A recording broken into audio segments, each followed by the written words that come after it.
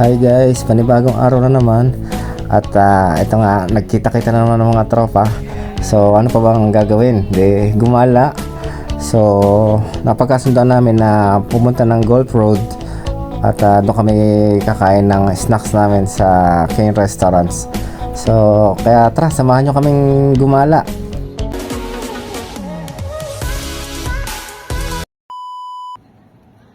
So yun na nga, pagdating namin dito sa Olsok San Mia, hinihintay namin si Richard na dumating kasi may usapan kami na kakain kami sa labas. So after yan, pinag-iisipan namin kung saan kami kakain. So nag-decide si Dayan na pumunta kami ng Golf Road. So dito kami kakain sa King's Restaurant. Since si Dayan naman ang manlibre, syempre, choosy pa ba tayo? Kung saan sila, dun tayo. Saka isa pa, favorite ko na to. Ang sarap ng mga chicken nila dito. Hindi totoo yan. Bola lang yan. Bukod sa masarap, affordable naman yung mga price nila rito. So dito nga, nag-order na kami ng snacks.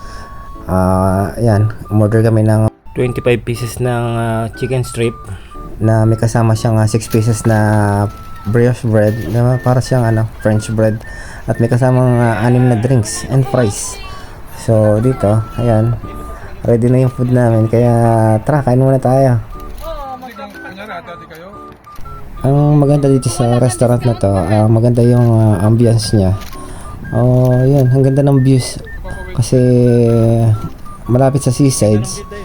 At saka ito nga, yan, open air siya. Kaya comfortable kumain.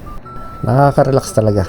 Kaya kung may mga tropa kayo na dito, punta kayo dito, subukan nyo. Mas mag-enjoy kayo dito. Minsan-minsan kailangan din natin ng mag-relax yan. Makipag-usap sa mga kaibigan. Hindi yung puro trabaho tayo, ma-stress ka lang pagka puro ka trabaho.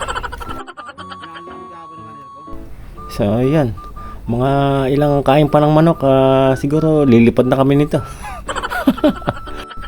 After namin kumain, ito, naglakad-lakad muna kami.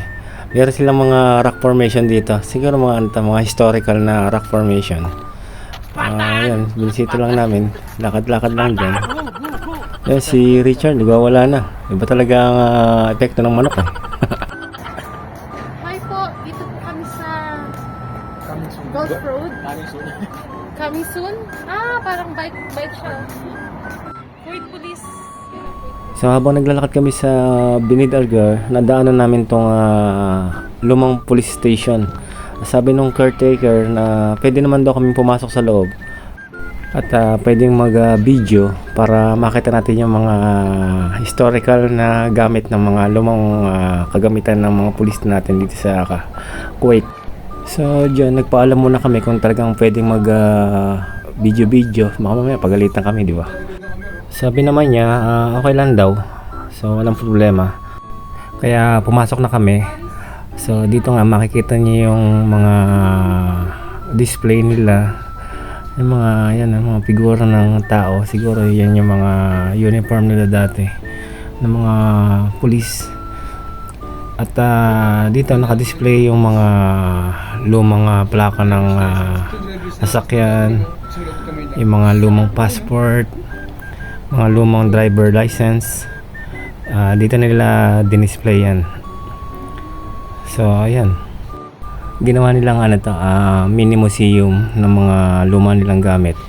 Dito nila lahat dinisplay yung mga kagamitan ng mga dating pulis ng Kuwait. Pati yung mga mga firearms na ginagamit, naka-display rin dito.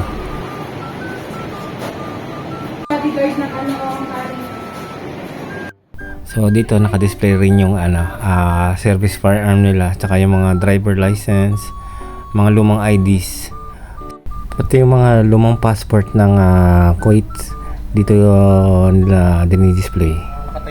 So ayan, sa pag-ikot namin yan, nakita namin yung mga ginagamit nilang, siguro yan yung mga uniform nila dati ng mga pulis. So dito nakita rin natin yung ginagamit nilang pang bomb squad. Yan yung pang protection nila sa mga mga bomba siguro. So dito naka-display din yung mga pictures ng mga naging hari ng Kuwait. At saka ito mga lumang IDs, mga medals. So ayan, after nyan picture muna syempre bago kami umalis. So dito nagpaplano na kami pumunta ng Asima Mall. Dito naman kami gagala ngayon. So ito na, nakarating na kami ng Asima Mall.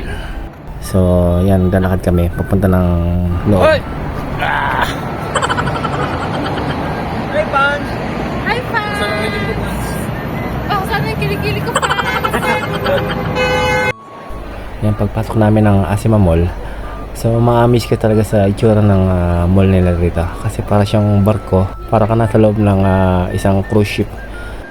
Dito makita kami sa rooftop. Itatry namin kung may mapupwestohan ba doon sa may coffee shop dito sa loob. Kasi alam namin na crowded dito eh. Puro Kuwaiti ang nandito kasi event. So nung nakita namin na walang mapupwestohan, sige, transfer kami, lipat kami ng ibang coffee shop. So dito kami napunta sa M Square. Sa gilid lang to ng Asima Mall. So dito sobrang ganda ng view. So talagang masarap mag-coffee rito. Kaya dito nag-order na kami ng tig-isang coffee namin. Siyempre sa akin Spanish latte, favorite eh. So yan, ang ganda ng view dito, di ba? Nakaka-relax. So dito ko natatapusin ang aking vlog. Always be happy. Much love. Thanks.